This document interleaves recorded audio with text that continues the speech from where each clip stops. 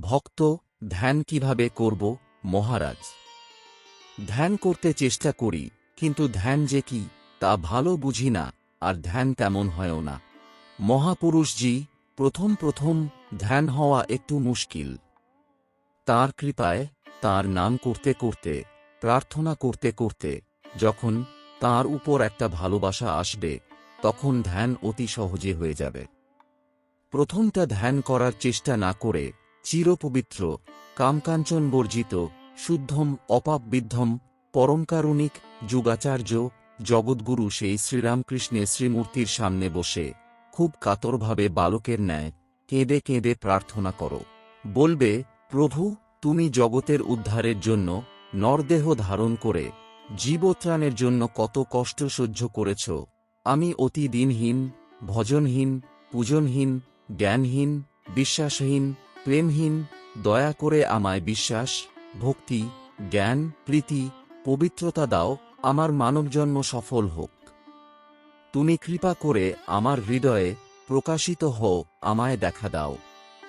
তোমারই একজন সন্তান আমায় তোমার কাছে এইভাবে প্রার্থনা করতে শিখিয়েছেন। তুমি আমায় কৃপা করো। এইভাবে প্রার্থনা করতে করতে তাঁর কৃপা হবে। তখন মন স্থির হয়ে আসবে, জপ ধ্যানে মন বসবে, হৃদয়ে প্রেম আনন্দ অনুভব করবে, প্রাণে আশার সঞ্চার হবে। এইভাবে খুব প্রার্থনা করে পরে যেমন যেমন বলেছি সেইভাবে জপ করবে। তাঁর পবিত্র নাম জপ করতে করতে ধ্যান আপনিই ক্রমে হবে। জপের সঙ্গে সঙ্গে খুব একাগ্রভাবে ভাববে যে তিনি সস্নেহে তোমার দিকে চেয়ে আছেন। সেই ভাবনা একভাবে দীর্ঘকাল স্থায়ী হওয়াও এক প্রকারের ধ্যান। তুমি তাঁর নাম জপ করতে করতে প্রার্থনা করো, প্রভু, আমার ধ্যান যাতে হয় এমন করে দাও। তিনি তাই করে দেবেন, নিশ্চয় যেন। তিনি সকলের হৃদয়ের গুরু, পথপ্রদর্শক, প্রভু, পিতা, মাতা, সখা। যে কোনো রকমে প্রেমের সহিত তাঁর শ্রীমূর্তি চিন্তা বা তাঁর গুণ ভাবনা করাই ধ্যান।